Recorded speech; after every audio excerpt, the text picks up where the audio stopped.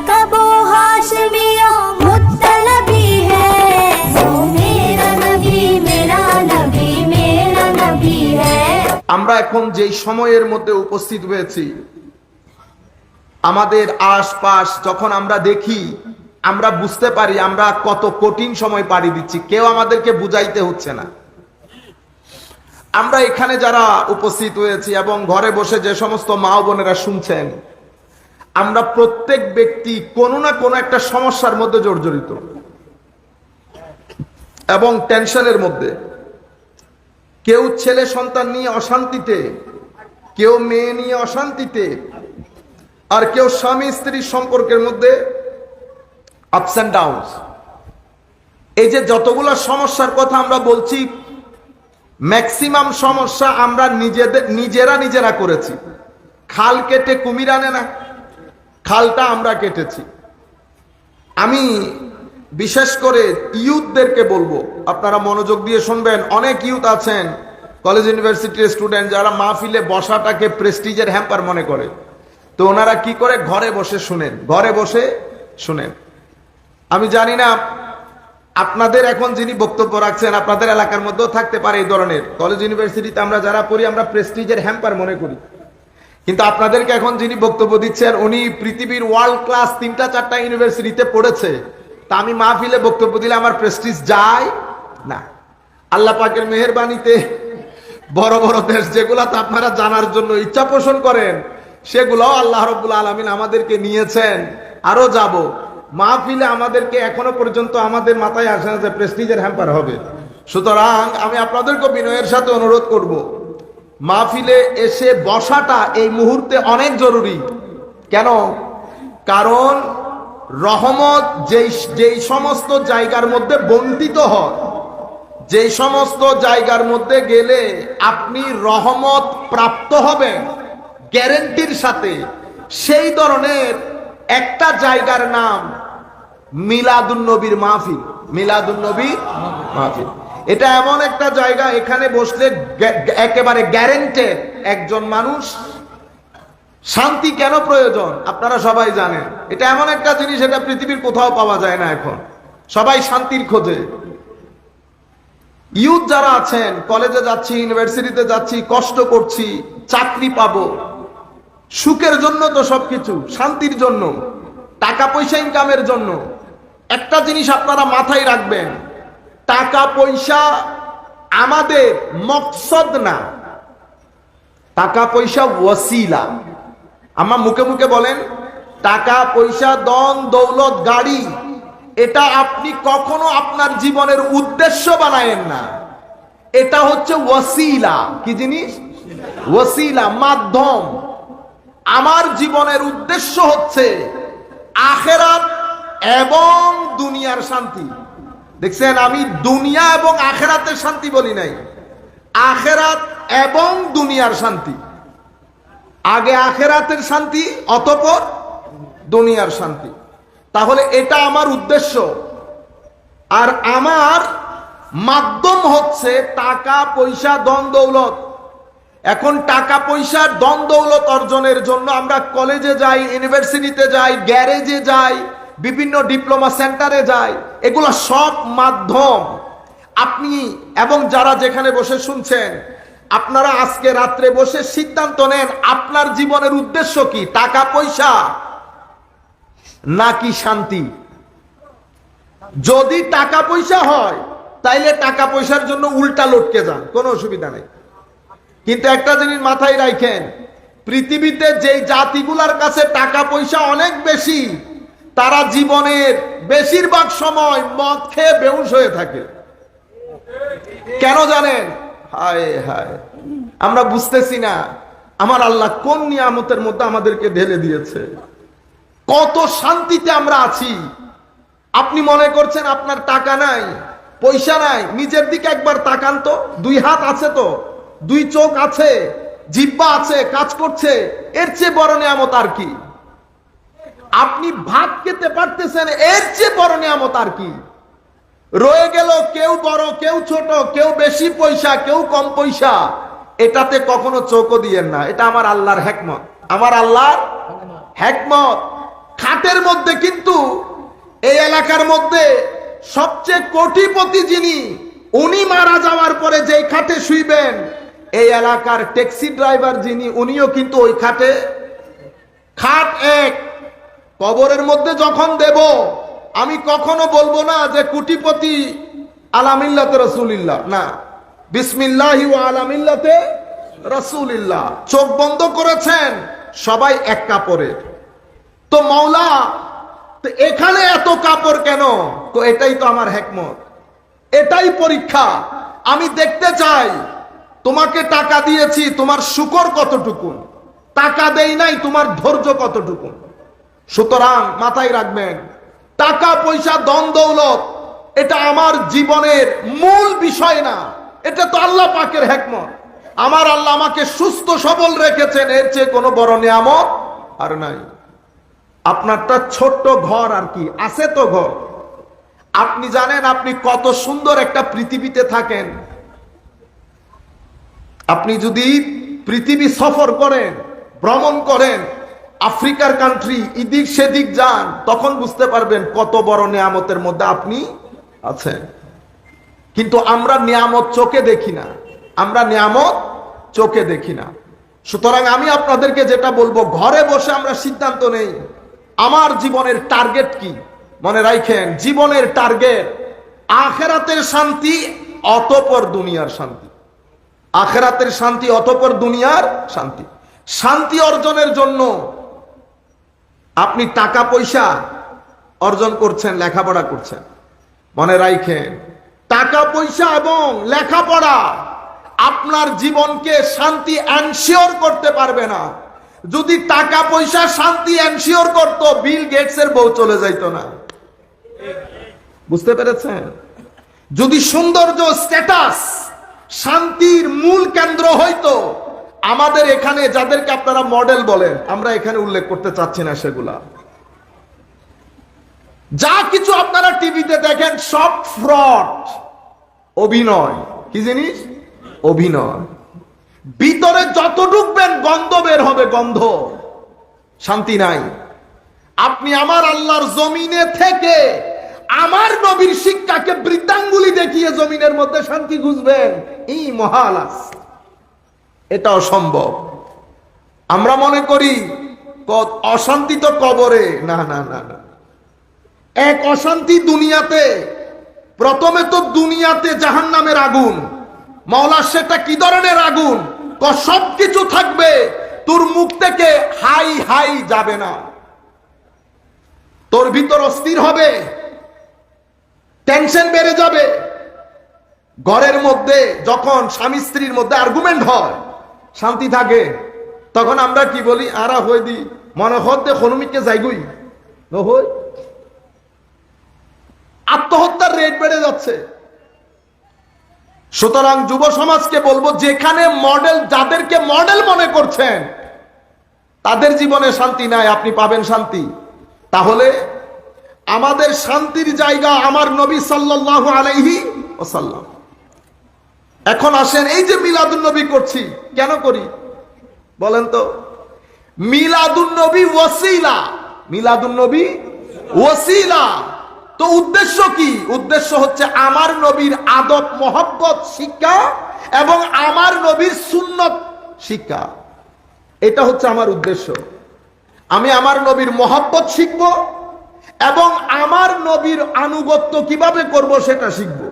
দুইটা হচ্ছে উদ্দেশ্য। আর এই পুরা সাজ সজ্জা মিলাদুন নবীর মাহফিল, এটা ওয়াসিলা। এটা তো উলামায়ে কেরাম করেছেন আমাদের জন্য, আমাদের ঈমানকে রক্ষা করতে। ওনারা কি শুধু মিলাদুন নবীর ব্যবস্থা করেছেন? ওনারা ইতোপূর্বে, আপনারা জানেন না, হাদিসে পাকের কিতাব দেখেন নাই? দেখেন না বুখারী, মুসলিম? আমাদের নবীর জমানায় ছিল? ছিল না। সাহাবায়ে কেরামের জমানায় ছিল না। পরে যখন প্রয়োজন হয়েছে, মানুষের মুখস্থ বিদ্যা কমে যাচ্ছে, হাদিস শরীফগুলো এক জায়গায় আনা জরুরি হয়ে পড়েছে, উম্মতের যখন প্রয়োজন হয়েছে, হাদিসগুলা এক কিতাবের মধ্যে উম্মতের উলামায়ে কেরাম জমা করেছে। করেছে কিনা? উদ্দেশ্য কি? এটা তো ওসিলা। উদ্দেশ্য কি? উদ্দেশ্য হচ্ছে আমার নবীর হাদিসকে রক্ষা করে নতুন প্রজন্মের কাছে পৌঁছিয়ে দেওয়া, যেন তারা আমার নবীর হাদিস জানতে পারে। এটা হইল উদ্দেশ্য। কিতাব হচ্ছে ওসিলা, কিতাব ওসিলা। কেন করলেন? জরুরত ছিল, জরুরত ছিল। যখন উম্মতের মধ্যে টাকা পয়সা বেড়ে গেছে, টাকা পয়সা মনে রাখেন, টাকা পয়সার যখন আধিক্য হয়, কারো ঘরে টাকা পয়সা ঢুকে, মনে রাখেন টাকা পয়সা অনেক ফিতনা নিয়ে ঢুকে। টাকা পয়সা যার পকেটে বেশি যাবে, টাকা পয়সা অহংকার ঢুকাবে, সাথে সাথে আপনাকে জড়বাদী করে ফেলবে। সেটা আমি হই, সেটা মৌলবী হোক, প্রফেসর হোক, শিক্ষক হোক। যখন প্রত্যেক দিন লক্ষ লক্ষ টাকা আপনার ভিতরে ঢুকবে, টাকা ঢুকবে না শুধু, নফস ভিতর থেকে জেগে উঠবে, নফসের লোভ জেগে উঠবে। এই লোভ মানুষের জন্য কি পরিমাণ ক্ষতিকর আমার নবী বলছেন। একটা ছাগল মেষ আছে এমন ঘরে, যদি তুমি একটা নেকড়ে বাঘ ঢুকিয়ে দাও, সে একটা খাবে 10টাকে মারবে, একটা খাবে 10টাকে মারবে, পুরা উজাড় করে দেবে গোয়াল ঘর। সেভাবে লোভ যখন কোনো মুসলমানের, কোনো মানুষের ভিতরে ঢুকে, তার ভিতরকে সেভাবে নষ্ট করে দেয়। বুঝতে পেরেছেন? সুতরাং টাকা পয়সা যখন ঢুকে, লোভের কারণে মানুষ অতিমাত্রায় জড়বাদী হয়ে যায়। কি হয়ে যায়? জড়বাদী, মানে দুনিয়া দুনিয়া আরো চায়। এটা মানুষকে অনেক বড় একটা ফিতনার মধ্যে ফেলে দেয়। নামাজ থেকে মন উঠে যায়, তিলাওয়াতে কোরআন থেকে মন উঠে যায়, আত্মীয়তার সম্পর্ক থেকে মন উঠে যায়। তার পুরা প্রাণ কেন্দ্র, ফোকাস তখন টাকামুখী হয়ে যায়। বুঝতে পেরেছেন? এই উম্মতের কাছে আগে টাকা ছিল না।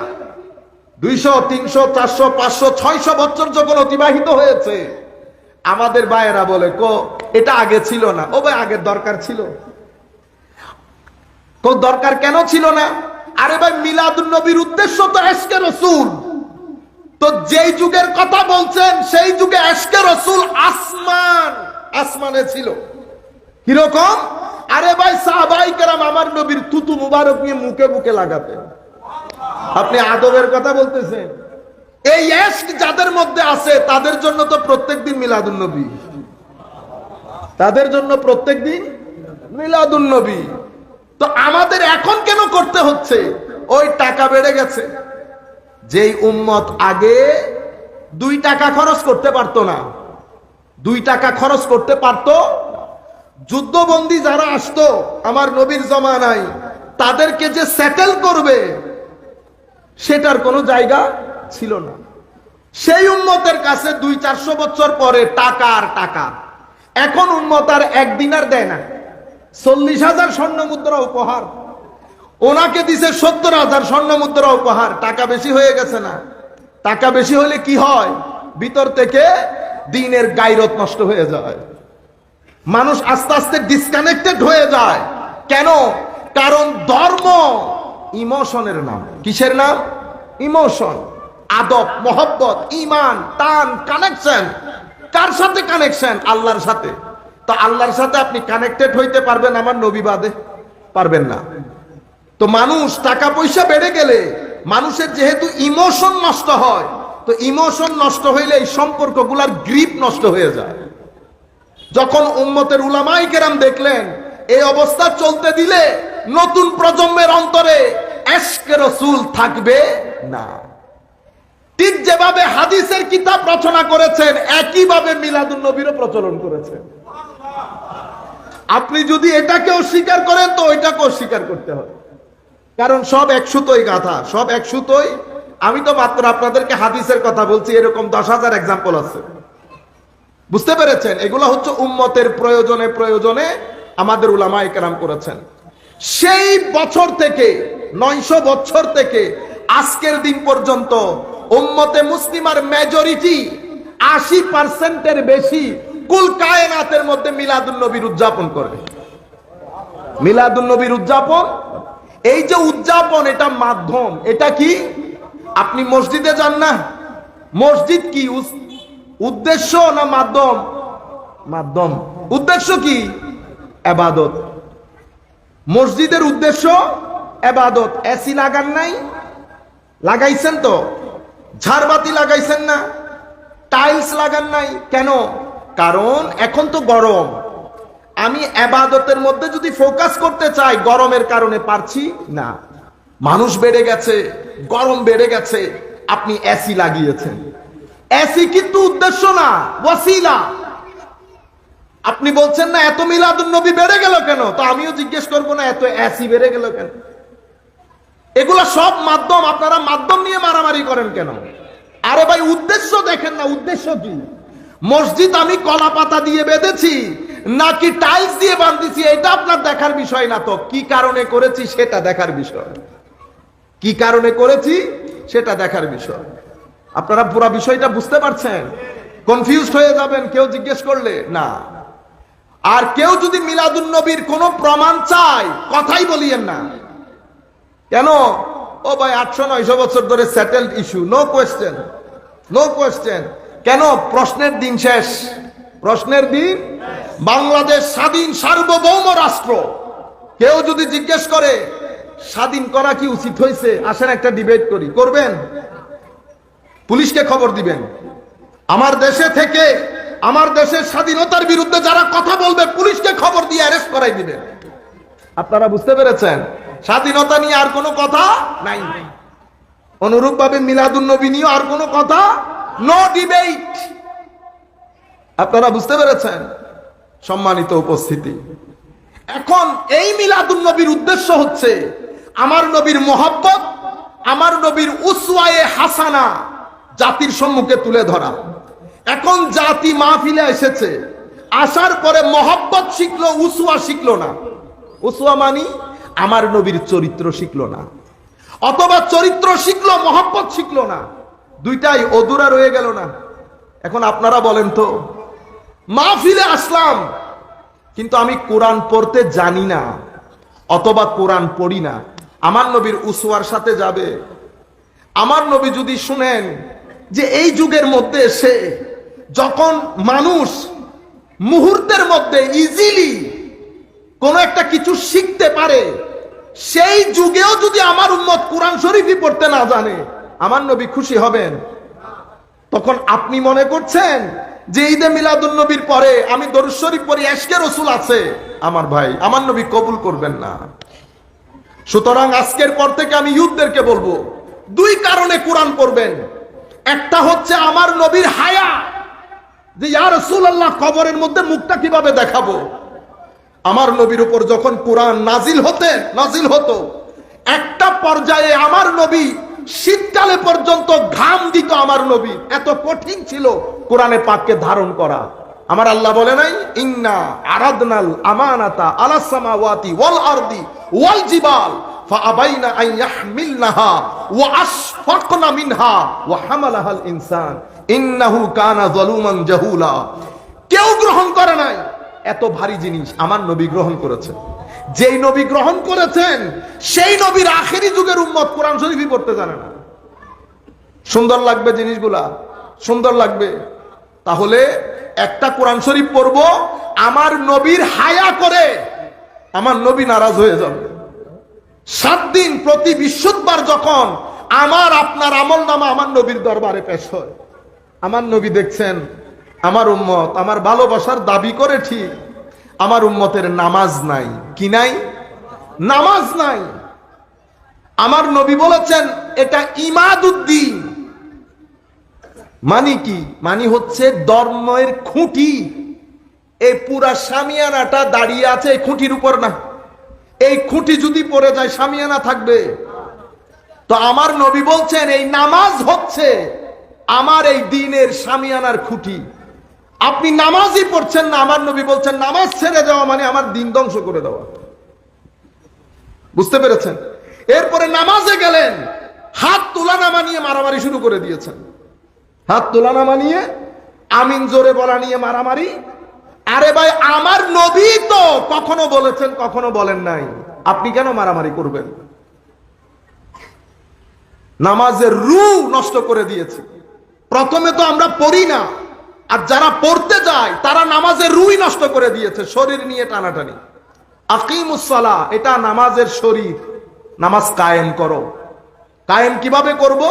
দাঁড়াও, হাত তুলো, নিয়ত করো, রুকুতে যাও, সিজদায় যাও, এটা হচ্ছে নামাজের শরীর। তো নামাজের রূহ কি?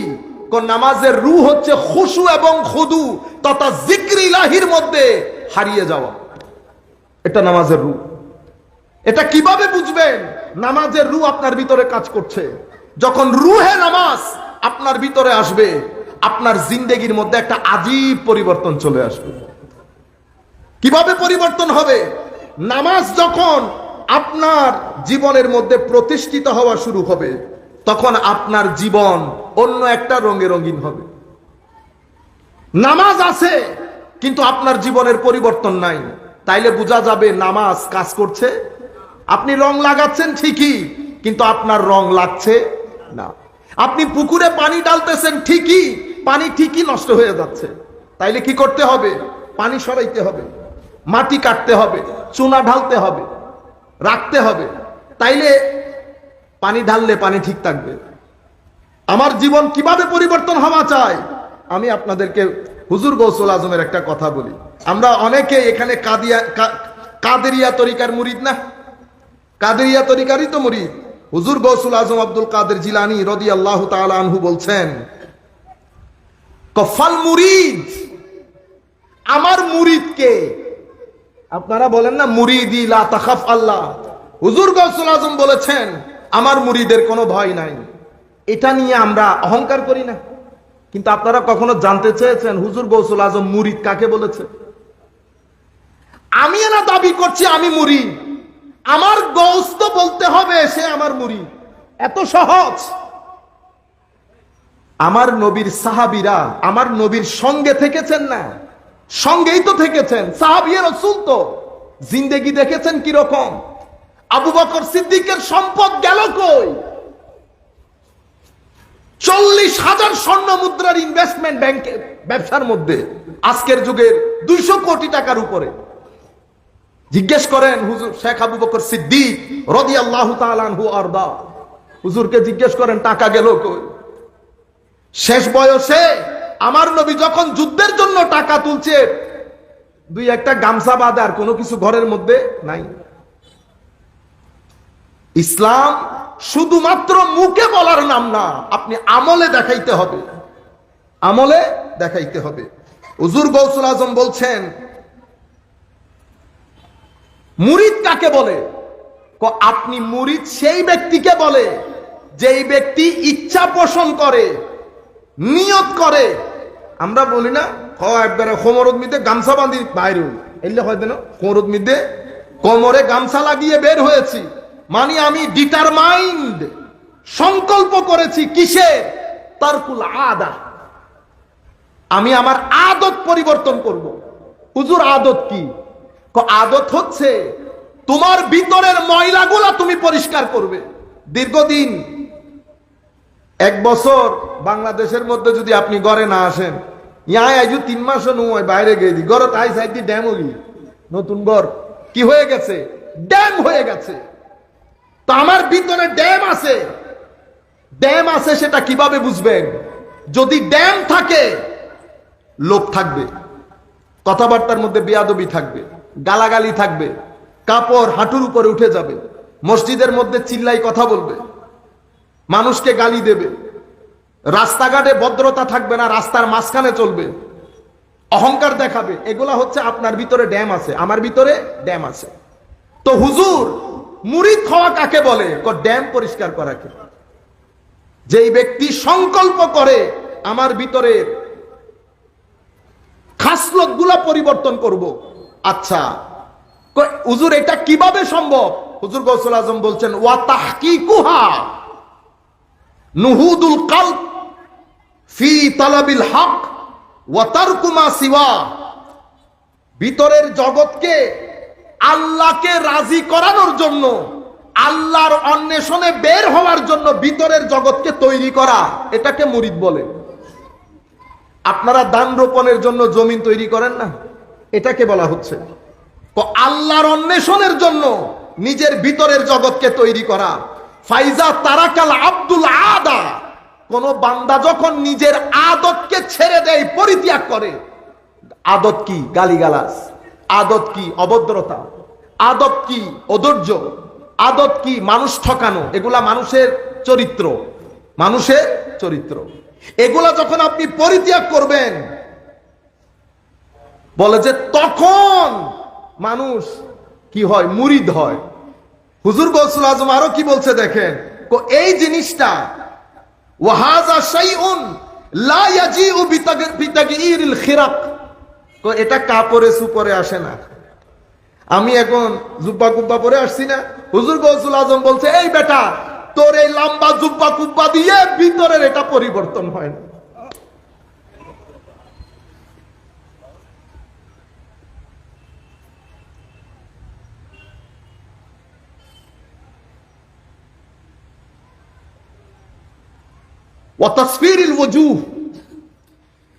ইবাদত রিয়াজতের ঢং দেখাইতে গিয়ে আমরা শেকল সুরতকে বানাই রাখি না, একটু গুমে গুমে আওয়াজে কথা বলি, মানে রাতে ইবাদত করছি। এটা দিয়েও আসে না। ওয়াজামইল আকতাফ, এবং শরীরকে একটু কুজো করে কপালের মধ্যে সিজদার দাগ লাগিয়ে চলা, এগুলা দিয়েও ভিতর পরিবর্তন হয় না।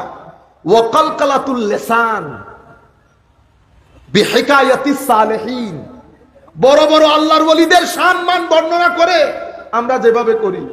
কলকালাতুল লিসান মানে বক বক বক বক করা, কিসে?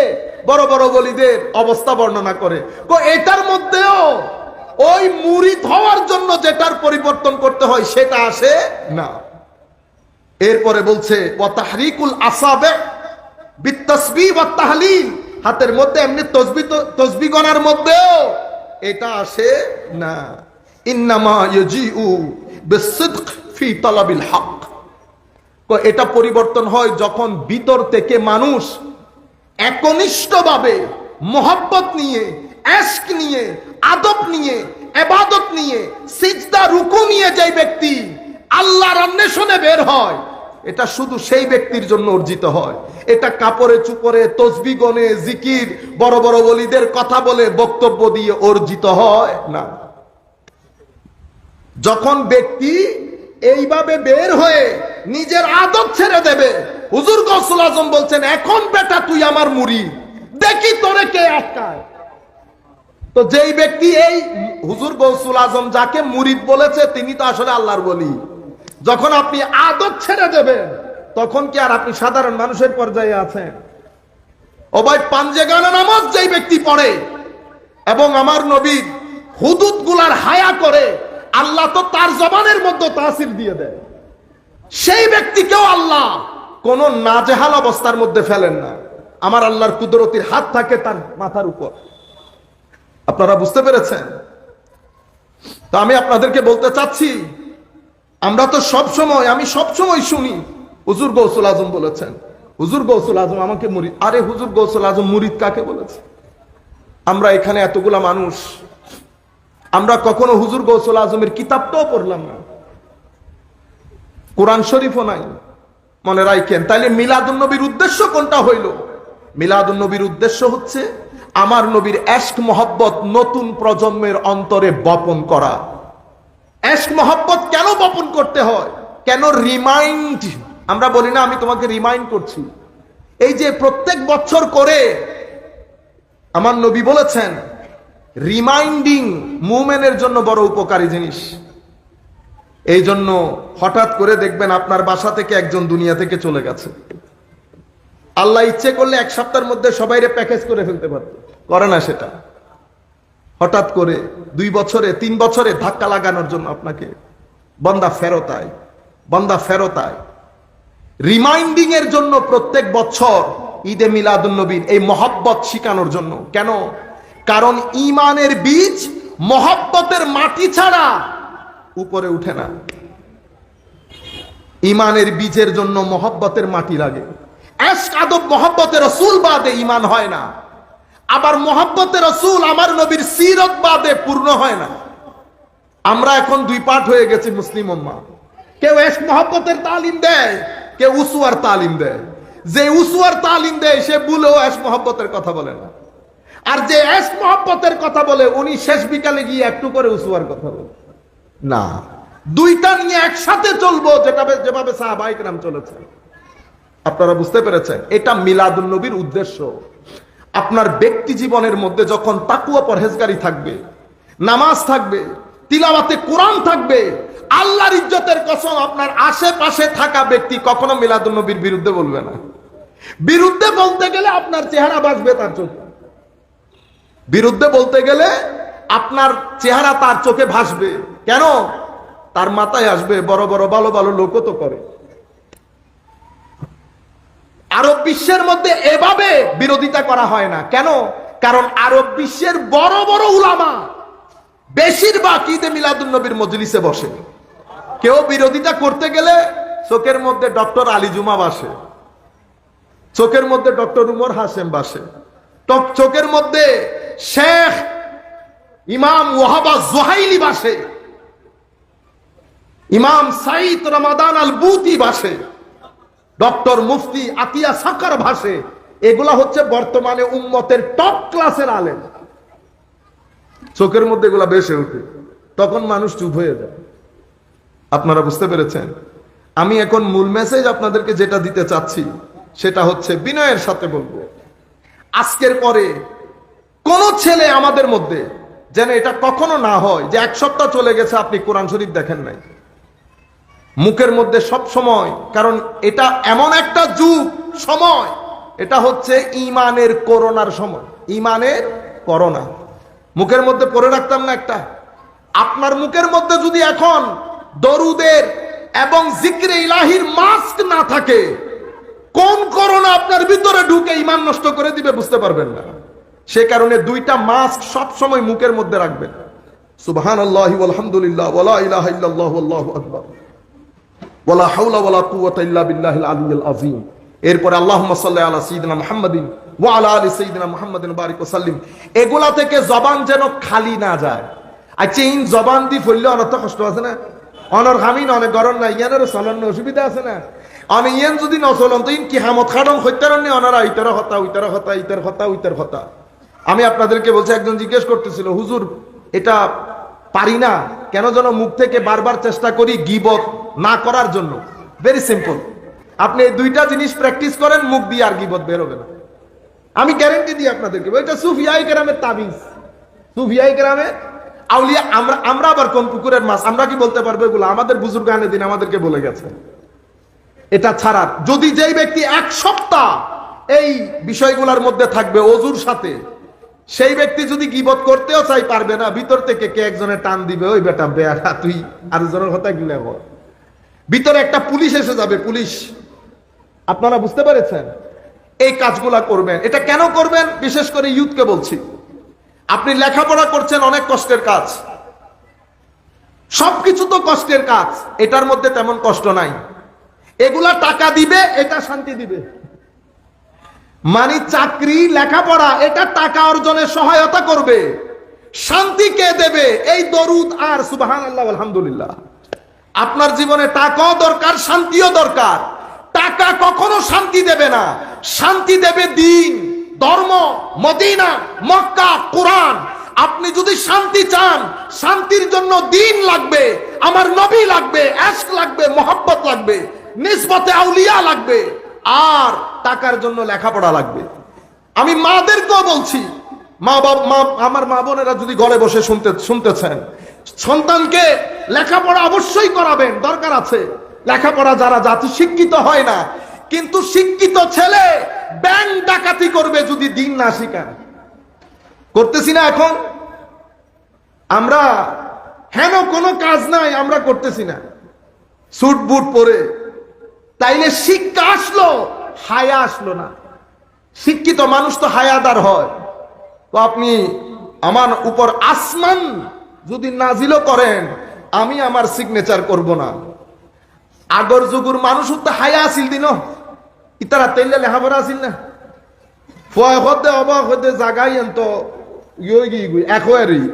একোয়ার হয়েছে তো হতে তো কি হদ্দে না আইয়েন তো আজ সাসারে অনাইজু লেহি নদন মুখে হইম দে না তো বাফে জবাব কি দিয়ে হইতে নি হদা আসমান বাঙ্গি যদি জমিন তো ভরে হতা হই দিয়ে লইতুনু সুবহানাল্লাহ কি বাত হে কি এটাকে ইমানদারি বলে তো এটা কোত্থেকে আসলো দিনদারি থেকে দিনদারি ইমানদারি শিখায় যদি দিনদারি আমাকে ইমানদারি না শিখায় তাহলে আমারটা দিনদারি ছিল না বন্ডামি ছিল এই যে আমি এই কাজগুলা করতেছি এটা বন্ডামি হবে যদি আমি যা বলতেছি তা আমার জীবনে না থাকে বুঝতে পেরেছেন হায়া যদি আমার ভিতরে না থাকে আমি নিরেট ভণ্ড আপনারা বুঝতে পেরেছেন এই কাজগুলো আপনারা মাথায় রাখেন এগুলো আপনারা আপনাদের জীবনে বাস্তবায়ন করেন তাহলে দুইটা জিনিস মূল মেসেজ বলছি মিলাদুন নবী মাধ্যম উদ্দেশ্য আমার নবীর ইশক আদব মহব্বত ঈমান এবং আমার নবীর উসওয়া আমার নবীর আদর্শ নাম্বার 1 নাম্বার 2 হচ্ছে লেখাপড়া করব লেখাপড়া ছাড়া জাতি সভ্য হয় না কিন্তু জাতি আলোকিত হওয়ার জন্য দ্বীন এবং আমার নবীর শিক্ষা বাদে কোন জাতিকে আপনি আলোকিত করতে পারবেন না জাতির শিক্ষা দরকার শান্তিও দরকার জাতির শিক্ষার জন্য স্কুলে যাবে জাতির শান্তির জন্য কোরআন এবং সুন্নতের দিকে আসবে আপনি আমেরিকা দেখেন নাই ইংল্যান্ড দেখেন নাই টাকা পয়সার অভাব আছে গাড়ি বাড়ি সবকিছু আছে আমার ভাইরা শান্তির অভাব মানুষ সুইসাইড করে মানুষ রাস্তাঘাটে মদ খেয়ে পড়ে থাকে মানুষ সারাদিন ফ্যামিলি নিয়ে এই কি কি কি কতগুলা খাইয়া আপনি কল্পনাও করতে পারবেন না আপনি বলবেন এটা কোন দেশে আনলেন হুজুর শনিবার শুক্রবার রাত যদি আমি আপনাকে ইউরোপের রাস্তার মধ্যে নিয়ে হাঁটি আপনি বলবেন হুজুর এরা মানুষ না জানোয়ার জানোয়ারও এই কাজ করবে না বেহুশ হয়ে থাকে কেন কারণ আপনি মসজিদে গিয়ে যেই রিল্যাক্সেশন পাচ্ছেন এক ওয়াক্ত নামাজের মধ্যে মসজিদে গিয়েছেন মুসল্লি দেখেছেন রিল্যাক্সড হয়ে গেছেন এই একটা রিল্যাক্সেশনের জন্য একজন আমেরিকান মিনিমাম $500 খরচ করে কয় ডলার $500 খরচ করে এই শান্তিটা পাওয়ার জন্য যেটা আপনি পেয়েছেন ওযু করে জোহরের নামাজে 4 রাকাত করে আমাকে আমাদের আমার সামনের ঘর ইংলিশ আমাকে জিজ্ঞেস করতেছে করোনাকালীন সময়ে দেখে বলতেছে তুমি কোথায় যাচ্ছ আমি মসজিদে যাচ্ছি আমি একটু মসজিদ দেখতে পারবো আল্লাহ অবশ্যই দেখতে পারবেন আলম কেন আমি দেখতেছি আমাদের আমরা এক অবস্থার মধ্যে কিন্তু তোমাদের মধ্যে কোনো টেনশন নাই আলম কিসের টেনশন করোনার কোনো টেনশন নাই আমি বলছি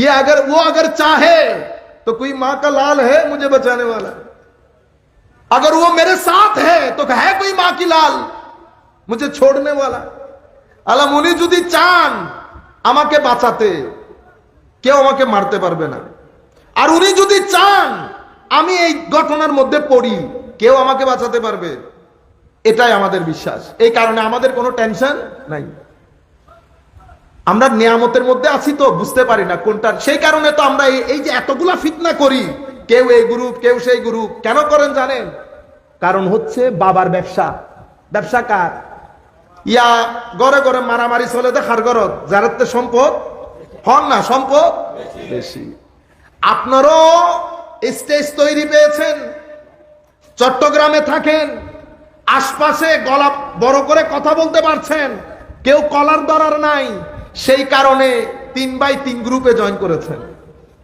কাজ যদি পারতাম আমার সাথে নিয়ে যেই মজলিসে আমরা যাই আপনাদেরকে যদি নিয়ে যাইতে পারতাম তারপরে দেখতাম গ্রুপিং কোথায় যায় আমি সিম্পল একটা উদাহরণ দিই আপনাদেরকে আমি এমনিতে এগুলা বলতে চাই না সুন্দর লাগে না তবুও মানে আমার আর তো মনে দেখে নিন মানে কেন গুণের মতো আমি কিছুদিন আগে জ্যামাইকা গেছিলাম জ্যামাইকা মানে হচ্ছে ওয়েস্ট ইন্ডিজের পাশের একটা দেশ ক্যারিবিয়ান কান্ট্রি সব রিভার্টেড মুসলিম অরিজিনাল মুসলমান না মা বাপ মুসলমান না চিন্তা করতে পারবেন আমি ওদেরকে দেখে রাতে চিন্তা করতেছি এরা নামাজ পড়তে জানে না ঠিক আইন বলতে পারতেছে না কফ বলতে পারতেছে না আর আপনি বসে কোরআন শরীফ জানেন না সেই আইন শিকার জন্য বা শিকার জন্য আমাদের জবান তো ফ্লেক্সিবল আমরা যে কোনো শব্দ উল্লেখ অক্ষর উচ্চারণ করতে পারি আমরা তো চাইনিজও শিখে ফেলি কিন্তু তাদের মুখ দিয়ে বেরোচ্ছে না শব্দ। পাগল হয়ে যাচ্ছে কোরআন শিকার জন্য। মা বাপ মুসলমান না, কেউ মুসলমান না, একজন মুসলমান হয়েছে। ধর্মের জন্য এত বেকুলতা, মসজিদের খেদমত, মসজিদের সাথে লেগে থাকা। ওয়াল্লাহি আমি যখন তাদেরকে দেখছি আমার নিজেকে বড় অসহায় লেগেছে। আমি চিন্তা করছি আর আমি যদি আল্লাহর কোর্টে দাঁড়াই, আল্লাহ তো আমার দিকে ফিরেও তাকাবে না। কারণ আমি পরিস্থিতির মধ্যে বড় হয়েছি, মায়ের কোলে বড় হয়েছি, মা বাপ সুন্নি ধার্মিক, পরিবারের মধ্যে আত্মীয় স্বজন সুন্নি ধার্মিক। আমি তো কোনো চ্যালেঞ্জ ফেসই করি না, তো আমি ফিতনা না করে কে ফিতনা করবে? কিন্তু তাদের মধ্যে পাশে হিন্দুরা এক এক ধর্মের লোক ঠেলাঠেলি করে না, আবার আমাদের মধ্যে বিভিন্ন ফেরকা আছে, তাদের ঠেলাঠেলি। মানুষ কত কষ্ট করছে ধর্মটা শিকার জন্য, কিন্তু ওদের মধ্যে কোনো ফিতনা নাই। কেন নাই? কারণ তারা সার্ভাইভালের মধ্যে আছে, কিভাবে নিজেকে বাঁচাবো। এখন আমি বক্তব্য দিচ্ছি, বক্তব্যের মধ্যে 3 জন বসেছে অন্য ফেরকার, অমুক ফেরকার, 3-4 জন বসেছে খ্রিস্টান, বড় বড় লয়ার। আচ্ছা হন সাহেব এটা অনেক কি বক্তব্য দিবেন? এটা এম করে হুঙ্কার মারি আর গরুকে মারি না হলে উইতে ওয়াবিয়োগী উইতে অমুকী নহয়। এখন এটা হন সাহেব অনেক কি বক্তব্য দিবেন? আমার জুমা মসজিদ ইয়েনো সিটিং এ থই, কারণ ই তারা আরে চাইব, তারা যেন বুঝে। এখন আই জিয়ানোর মিতে নামাজ পড়াই আমেরিকার মিতে 85% মুসল্লি অলদি বেগুন অন এটা জিন জিন লেখুন, এটার নাম জিন জিন দিও। 85% মুসল্লি অলদি আইলে কঠিন মানে সাধারণ ব্যাগ নেতা কিসিমুর হতে গিয়ে আল্লাহ হইতে আর গুণ কেউ ন যা। আর আরা যারা গেই খালি টিয়া তুললি দি, মসজিদের নাম দি, অমুকুর নাম দি, সমুকুর নাম খালি। কারণ আরাতে তিন বাদ আর কিছু নাই, না আরা যে আরোগ্যের শুননি আলেম লই যাইও ওমা ইবে কেনে ইবে লগেলে তার দর যাবি কই। আই বুঝি না পারি মাঝে বিদ্যে হিললে হারা ইল্লে হয়ে গেলাম। আরাত তো হতো নাকি নাই অবাই অনে যাইতে লাগুন দে, অনে দুয়া শুননি যদি নলয় জন শাসিন হনে করিব। শ্বাস কি হেলিকপ্টার সারা দি ব্যয় করিব না? শ্বাস গরম না করিব না? শ্বাস গরিবের কেউ ন লই যায়। ইয়া ফিল্ড অফ মিতে 50 জন খেলে দি তারা, আর খেলোয়াড় 2 জন। খন চাই 50 জনে 2 জন হলো ফুলাই তারিব না? না, ইতার আরে টিয়া সেট আপ করি ফেলি এডে টিয়া গুণের তুমি এডাই ন বুঝন। তো টিয়া দিলে এই যে সাতকির হইতে লই, গাইবান্ধ হইতে লই, এই সমস্ত এলাকা উন ব্যাগুন অন্য মিকে জারগুই হারণ কি হারণ হলদি যে গরত মিদ্দে 2 টিয়ার ইনকাম নাই, এই গরর পরে যদি হয় আইন আড়াল্য শরিকন মাসে 10,000 টাকা দিও। তো এই সমস্ত এলাকার মধ্যে যারা 2,000 টাকা মানুষের ইনকাম নাই, এটা 10,000 টাকা দিলি বা অনল না যাইব।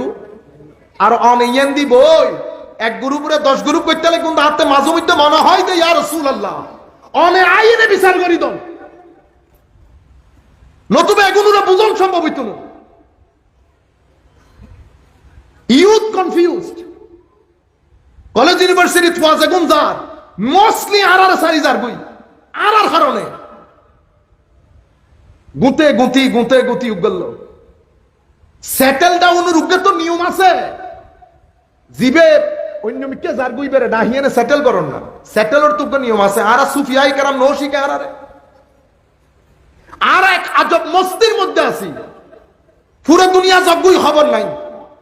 উত্তরবঙ্গ দক্ষিণবঙ্গ আছে না, আর লয় কে টিয়া হতো নাই ও টিয়ার অডে গাছ লিখকে দে ওই আমেরিকা ইংল্যান্ডত মিলে আর আসিয়ান লুকিন না ভারি কিয়া আর যদি অনটা একখান গাড়ি দিয়ে অনেক শাক করতে বেশি গেলে তরবিয়ত গড়ি না পারি মিশনের হাস কেনে গড়ি ন শিখি। 85% মানুষ যদি এলের বই অনেক জমার খুদ্া হইলে করে দিবেন হনসে ই তারা কমিটি আর হত উজুর জিবেরে আনি এদিন এই জুমান মি দিবে মারামারি লাগাইবে কিয়া আর দুয়া সার্ভে সাবজেক্ট মিতে হতা হয় এগুন মিতে গালি গালাজ বাদে দলিল দি মোটিভেশন দি হতারানো হই। আর মনে হয় দেখে নিবের আই বানাইলন ফুজুম ইবেরে আই জিয়ান চিন্তা করি আকীদা বিশ্বাস করি এলে গরি এই মুহূর্ত লন বাদ আই মসজিদ শিখতেন না এলে নাকি মনে রাখবেন, আমার দায়িত্ব পৌঁছিয়ে দেওয়া, ফোর্স করা না। ওয়ামা আলাইনা ইল্লাল বালাগুল মুবিন। আপনি আমি কোন পুকুরের মাছ? আমার নবীকে আল্লাহ বলছেন, হাবিব লাস্তা আলাইহিম বিমুসাইতির। আপনি কেন চিন্তা করেন ইয়া রাসূলুল্লাহ? আপনি ভুলে যান, আপনি শুধু পৌঁছিয়ে দেন। গ্রহণ করলে করুক, না করলে নাই। করি নাই আমি বদরের যুদ্ধে, কিয়ামত। বদরের যুদ্ধ তো কিয়ামতের ট্রেলার ছিল। নবীকে অবিশ্বাস করলে কি হয় আল্লাহ বদরে দেখাই নাই, ওহুদে দেখাই নাই, খন্দকে দেখাই নাই, তাবুকে দেখাই নাই, মক্কা বিজয়ে দেখাই নাই, হুদাইবিয়াতে দেখাই নাই। নবীকে অস্বীকার করলে কি হয়? 300, 1000। সামগ্রিকভাবে প্রত্যেক যুদ্ধের মধ্যে হাজারে হাজারে সৈন্য বেশি। হিসাব করলে প্রতি একজনের সাথে 15 জন করে পড়ছে। টিকতে পারছে? কিয়ামত হইল কি ছুটা হাড়ো? তো কিয়ামত কিল্লাই করছে দে হদে ই বলদি দুনিয়ার কিয়ামত। আল্লাহ দেখাই দে, নবীরে অস্বীকার করলে, বেয়াদবি করলে কি হয় নাই এর শুধু ট্রেলার দিলাম। আসল ট্রেলার কিয়ামত আমি প্রদর্শন করছি। আপনারা বুঝতে পেরেছেন? সুতরাং আমি ছেলেদেরকে বিশেষভাবে বলবো, আপনারা একটু জেগে উঠেন। আমাদের উম্মতে মুসলিমার মধ্যে আমার নবী দুনিয়া থেকে চলে যাওয়ার পরে সাহাবায়ে কেরামের জমানার মধ্যে আমার নবীর জমানা থেকে ফিতনা শুরু, ভিতরে বাহিরে, ভিতরে বাহিরে। একটা ভিতরের ফিতনা, একটা বাহিরের ফিতনা। বাহিরের ফিতনা নন মুসলিমের, ভিতরের ফিতনা আমাদের মধ্যে কেউ কেউ। আমাদের মধ্যে একটা ফিতনা উঠেছে। কি ফিতনা? এই আমার নবীর পরে খেলাফতের মালিক হযরত আলী রাদিয়াল্লাহু আনহু, যারা হযরত আলীকে খেলাফত বুঝাই দেয় নাই, তারা সব জালেম। দেখছেন কত বড় বুজুর্গ। তাদেরকে আমরা কি বলি? শিয়া বলি। তাদেরকে শিয়া বলি। শিয়াদের মধ্যে আবার গ্রুপ একটা দুইটা না। সেজন্য আমাদের হুজুরদেরও সাবধান কথা বলতে। আমি ওলামায়ে কেরামকে বলবো, আপনারা যখন ফিরকার উপরে কথা বলবেন, অবশ্যই আল মিলাল ওয়ান নিহাল ইমাম শাহরিস্তানির কিতাব পড়বেন। অবশ্যই আল ফারকু বাইনাল ফিরাক ইমাম বাগদাদি কিতাব পড়বেন। কারণ এই দুই কিতাব হচ্ছে বুখারী মুসলিম ফেরকার জন্য। এগুলা বাদ দিয়ে আমি যদি নিজ থেকে বলতে যাই, জাতি গুমরাহ হবে। আমরা সব সময় সলিড কথা বলবো। কেন? কারণ আমরা, আপনারা এখানে কয়জন আছেন? 200 মানুষ হবেন, কিন্তু অনলাইনের মধ্যে এই বক্তব্য দেখে 2 লক্ষ মানুষ। সুতরাং অনেক মানুষের কাছে আমাদের ইনফরমেশন যায়। ইনফরমেশন সলিড হইতে হবে, যেন কোথাও প্রশ্নের সম্মুখীন হতে না হয়। তো আমি আপনাদেরকে কি বোঝাতে চাচ্ছিলাম, এদের মধ্যে অনেক ফিরকা। শিয়াদের মধ্যে কিছু ফিরকা এমন আছে যাদেরকে শিয়ারাই নন মুসলিম বলে। যেমন ফিরকা গোরাবিয়া। গোরাব মানে কাক। কাক বুঝতে পেরেছেন? ক্রো। সিটিংগে ভাষাত কি হয় দেওয়া হাউয়া। সিটিংগে ভাষাতে ওনারা এন বাবু খন দে। এই বুঝতে পেরেছেন তো? হাউয়েরি বাজি। এই ফেরকাটাকে বলে কাক। কাক ফেরকা। কেন? ইতারার হতাশন এই ইহুদ এবং ইতারা মিলিয়ে নে ফেরকা বাইর গেল দে। হতে জিবরিল এসেছিল হযরত আলীর কাছে। হযরত আলী এবং মুহাম্মদ রাসূলুল্লাহ সাল্লাল্লাহু আলাইহি ওয়াসাল্লাম দেখতে একদম একই ছিল। যেভাবে দুই কাকের মধ্যে ফারাক করা যায় না, সেভাবে এই দুইজনের মধ্যে ফারাক করা যাইতো না। ভুল ক্রমে জিবরিল হযরত আলীর কাছে চলে গেছে, এই হযরত রাসূল করিমের কাছে চলে গেছে। আসার দরকার ছিল হযরতে আলীর কাছে। এদেরকে বলে ফিরকা গুরাবিয়া। ফিরকা গুরাবিয়াকে মেইন স্ট্রিম যারা শিয়া, তারা মুসলমান মনে করে না। আপনারা বুঝতে পেরেছেন? এভাবে অনেক ফিরকা আছে শিয়াদের মধ্যে। শিয়াদের মধ্যে এদেরকে আমরা এক কথাই বলি গুলাত, সীমা লঙ্ঘনকারী, রাফেজি। এরা হযরত আলীকে আল্লাহ পর্যন্ত তুলেছে। তো আমরা যখন শিয়াদের ব্যাপারে বলবো, এদেরকে সাথেও রাখবো না, কারণ শিয়ারাই এদেরকে মুসলমান মনে করে না। শিয়াদের সাথে মূল সমস্যা কি হলো তাইলে? হযরত আলী খেলাফতের হকদার। হযরত আলী রাদিয়াল্লাহু তাআলা আনহু যেহেতু খেলাফতের হকদার, সেহেতু এরা হযরত আবু বকর সিদ্দিক, ফারুক আজম রাদিয়াল্লাহু আনহু যে পর্যায়ের সমালোচনা করে, সেটা কোনো কাফের বেদিনও করে না। আপনারা বুঝতে পেরেছেন? এভাবে উম্মতে মুসলিমার আমার নবীর অসংখ্য সাহাবায়ে কেরামের উপর শুধু সমালোচনা করে নাই, গালিগালাজ করেছে। শিয়াদের মধ্যে আবার অনেকেই এটা বন্ধ করতে চেয়েছে, কিন্তু হয় নাই। আলটিমেটলি এটার সাথে যখন পলিটিক্স ঢুকে গেছে, কি ঢুকে গেছে? পলিটিক্স। পলিটিক্স ঢুকে গেলে কি হয়? যা হওয়ার তাই হয়। এখন যেটা দেখছেন, আমি শুধু একটু একটু করে পরিচয়, ডিটেলস আর না বলি, আরো দুই একটা জিনিস আছে। শিয়ারা আলে বাইতে রাসূলকে আমার নবীর মতো মাসুম মনে করে। আমরা মাসুম মনে করি না, মাহফুজ মনে করি। সেদিকে আমরা আর না যাই। বেসিক প্রবলেম এই জায়গা থেকে তৈরি হয়েছে, আপনারা বুঝতে পেরেছেন। এরপরে কাদিয়ানি। কাদিয়ানির সাথে আমাদের ঈমানের 7 স্তম্ভের মধ্যে, যেহেতু উলামায়ে কেরাম শুনছেন, আমি এখানে শিয়াদের আরেকটা বিষয় বলে রাখি। আমাদের এখানে শিয়া এবং মুতাজিলা, একাডেমিকলি যদি বলি, শিয়া এবং মুতাজিলা এরা অনেক, একজন আরেকজনের অনেক কাছে, একজন আরেকজনের অনেক কাছে। শিয়া মুতাজিলা ফেরকা এবং শিয়া ফেরকা, শিয়ারা আবার আল্লাহ রাব্বুল আলামিনের শরীরবাদী আকীদায় বিশ্বাস করে। সেটা এটার চেয়েও খতরনাক, এটার চেয়েও খতরনাক। আমরা শিয়াদেরকে রাখি, সে কারণে উম্মতে মুসলিম আর মেইন স্ট্রিম না, সামান্য ফেরকা। এরপরে কাদিয়ানি। কাদিয়ানির সাথে আমাদের উম্মতে মুসলিমার আকায়েদের সব বিষয়ে একটা জায়গায় এসে উল্টাই গেছে। যেটা উল্টাইছে সেটা সবাইকে উল্টাই দিছে আবার। সেটা কি? সেটা হচ্ছে আমার নবী সাল্লাল্লাহু আলাইহি ওয়াসাল্লাম। এখানেও বাইরের ষড়যন্ত্র জড়িত। কারণ এই ভদ্রলোক একদিনে কাজটা করে নাই। প্রথমে সে দাবি করেছে সে মুজাদ্দিদ, অতঃপর সে দাবি করেছে সে নবিয়ে জিল্লি, মানে আমার নবীর নবুয়তের আকাশের একটা তারকা সদৃশ্য। আস্তে আস্তে ঢুকে দেরি। শেষ পর্যন্ত সে দাবি করলো আমি, আমার নবী, নবী ঠিক আছে, আমিও মুস্তাকিল একজন নবী। বুঝতে পেরেছেন? আর আমাদের সাথে কোনো সম্পর্ক নাই। আমরা মানুষ হিসেবে, আপনি সমাজের মধ্যে থাকবেন, সমস্ত রাইটস ভোগ করবেন, কোনো অসুবিধা নাই, কিন্তু মুসলমান দাবি করবেন না। মুসলমান দাবি করবেন না। আপনি ঈসা আলাইহিস সালামকে গালি দিয়ে খ্রিস্টান হইতে পারবেন? আপনি মানুষ হিসেবে থাকেন, আমার কোনো অসুবিধা নেই, এখানে থাকেন। নন মুসলিমরা আমরা একসাথে থাকতেছি না? আমাদের হিন্দু, বুদ্ধ, খ্রিস্টান সবাই কোএক্সিস্টেন্স, শান্তির সাথেই তো বসবাস করতেছি। আপনারাও থাকেন, কিন্তু মুসলমান বলে না, মুসলমান আইডেন্টিটি দিয়ে না। এরপরে আল্লাহুম্মা সাল্লি আলা সাইয়্যিদিনা মুহাম্মাদিন ওয়া বারিক ওয়াসাল্লিম আলাইহি ওয়া সাল্লাম। ওয়াহাবিজম, কাদিয়ানিজম। আচ্ছা, এরপরে আপনারা আরেকটা শব্দ বলেছেন ওয়াহাবিজম।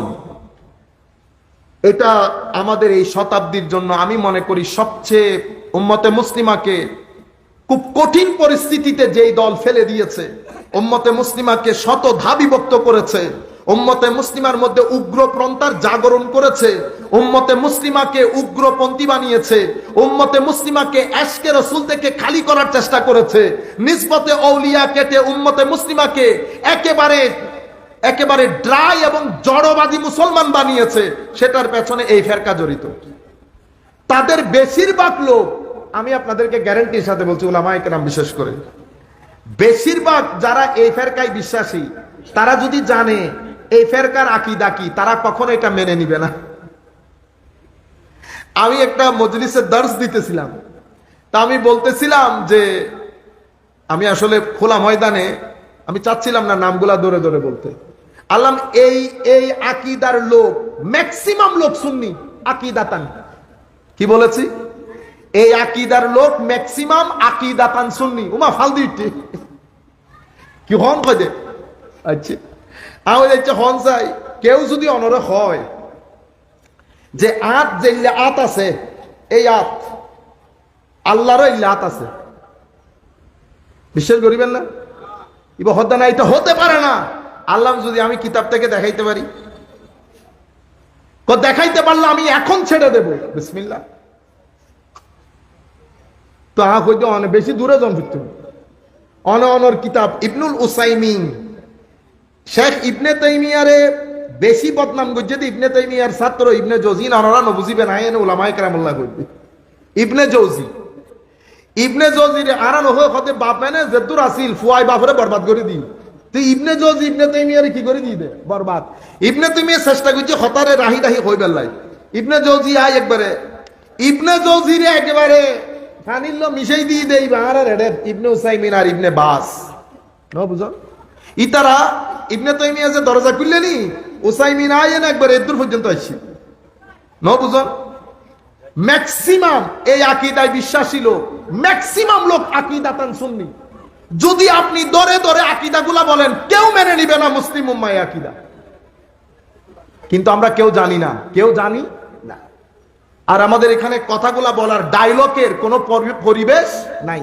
কিন্তু আমরা যখন বাইরে যাই আমাদেরকে আলটিমেটলি বসতে হয়, কোনো উপায় নাই। কারণ আমাদের মুসল্লিদের মধ্যে অনরগ্য সিটিং এর শব্দ ব্যবহার করে নিবে তাহাতে মনন করেন, মানে ব্যাগিন মিক্স, ব্যাগিন হ্যাঁ ডাইলে চলে খিচুড়ি। আমরা তো এটা ডাইলে চলে খিচুড়ি নয়, আর তো ডাইলে চলে খিচুড়ি নিতে মাহফিল করেন করুন। এক জায়গা তো এন ঈদে ডানো উজুর বামো উজুর বুঝতে লাগবেন তো, হন উজুর মজলিসুল মিদে মিক্স, মিক্সুল মিদে বেশি হল দি তারা ইবা আরো হদ উজুর গিয়া গজন কইতে অনে হতে আমলের ওয়াজ করিবেন, কিউর ওয়াজ করিবেন আমল না, হন অসুবিধা নাই, হন অসুবিধা নাই। মানে আর যদি ফুল হপির কত হইতে দন আর তেজকে রসুল আইব, এসকে রসুল ইয়ে হইতেই না পারে। সুন্নি উজুরে ওয়াজ করিব, ফুল হপির কথা কইব, টমেটোর কথা কইব, জিবের কথা হইতে দন, কুকন কুকন ডাক পারি, এসকে রসুল আইব শেষ পর্যন্ত। আর আজকে রসুলের কথা হইতেন না, কিন্তু আই ওয়াজ করি যাই গেলে ওই না পারে হইতে ডাইলে চলে কিশোরী ইতাল্লা ডাইলে চলে কিশোরী লেবুলে অনতে সবসময় প্রস্তুত তাহন ধরে ন বুঝন। এই আকীদা আইবে বহুত খতরনাক আকীদা, আল্লাহ আইবে তো নারারে বাসক। এবং উম্মতে মুসলিমার অনরারে যদি কেউ সুন্নি শিয়া ইং বুঝে অনে হইবেন দে এত বেশি কথা ন হইউ। আর মুসলিম দুনিয়ার মধ্যে বর্তমানে সবচেয়ে খতরনাক বলতে উগ্রবাদিতা। কি বাদিতা? উগ্রবাদিতা। পাকিস্তানের মধ্যে মিলাদুন নবীর মজলিসের মধ্যে বোমা হামলা নু হয় খনে গুজে দে এগুলো গুজে তো। এই উগ্রবাদিতা প্রত্যেক উগ্রবাদীর ইমাম ইবনে তাইমিয়া। কিন্তু আমি এটা বলছি না ইবনে তাইমিয়াকে যারা মানে সবাই উগ্রবাদী, এটা বলছি না, কিন্তু যারাই উগ্রবাদী তাদের ইমাম ইবনে তাইমিয়া বাস। এর পরবর্তীতে আপনারা লিখেছেন মওদুদিবাদ। আমাদের জামাত ইসলামের যিনি প্রতিষ্ঠাতা, উনার সাথে উনি যেহেতু প্রাতিষ্ঠানিক আলেম ছিলেন না, আপনি আমাদের ভাইরা যারা জামাত করেন ওনারা হয়তো বলতে পারেন উনি আলেম ছিলেন, বড় জ্ঞানী ছিলেন। আমি উনার বড় জ্ঞান, বড় আলেম এগুলোর ব্যাপারে আমার কোনো সন্দেহ নাই। ইবনে তাইমিয়াও বড় আলেম ছিল, ঠিক ইমাম কাশাফ, কাশাফের ইমাম ইমাম কাশাফও মুতাজিলি বড় আলেম ছিল। শিয়াদের মধ্যে ছোটখাটো আলেম না তো, শিয়াদের মধ্যে বড় বড় আলেম। পাকিস্তানের মধ্যে কিছুদিন আগে যিনি মারা গেছেন অনেক লিনিয়েন্ট, বড় মুফাসসির, বড় মুফাসসির, কিন্তু নিউট্রাল ছিল। নিউট্রাল থাকলেও ওনাদের একটা দোষ হচ্ছে প্রত্যেক দলিলের মধ্যে একটা খোঁচা মারে আবু বকর সিদ্দিক, ফারুক আজম। এটা ওনাদের ভিতরে হয়ে গেছে। কিন্তু নিউট্রাল বড় আলেম, আলেম তো বড়, আলেম বড়র ব্যাপারে আমাদের সমস্যা নাই। আমাদের সমস্যা হচ্ছে উলামায়ে কেরামের মজলিসে বসে যদি এলম না শিখেন আপনি আদব শিখতে পারবেন না। আমাদের এখানে একটা ট্রেডিশন আছে না, ট্রেডিশন আছে। আপনি কি করলেন, আপনার সাথে আমাদের মূল সমস্যার মধ্যে হয়ে গেছে আপনি উসমানী গনির ভিতরে হাত ঢুকিয়ে দিয়েছেন। হযরত আলী রাদিয়াল্লাহু তাআলা সাহাবী রাসূলের সমালোচনা করেছেন, আপনি বলছেন দোষ দোষ, যেই করুক সেটা দোষ। উম্মতে মুসলিমা বলছে সাহাবায়ে কেরামের দোষের ভিতরে হাত ঢুকায়ও না, তা সাহাবী রাসূল, সাহাবী রাসূল। সেই কারণে এই মওদুদিবাদ বা মওদুদি সাহেবকে অনেকেই অনেকভাবে সমালোচনা করেছেন উম্মতে মুসলিমার মধ্যে এই ধরনের ফিতনাগুলো ঢুকানোর কারণে। আল্লাহ রাব্বুল আলামিন আমাদের হামি ও নাসির হোক, মাওলাই করিম আমাদেরকে কবুল করুক। আমরা আর কথা না বাড়ে এখানে শেষ করছি, আমাদেরকে অনেক দূরে যেতে হবে। ওয়া মা আলাইনা ইল্লাল বালাগুল মুবিন। আসসালামু আলাইকুম ওয়া রাহমাতুল্লাহি তাআলা ওয়া বারাকাতুহু।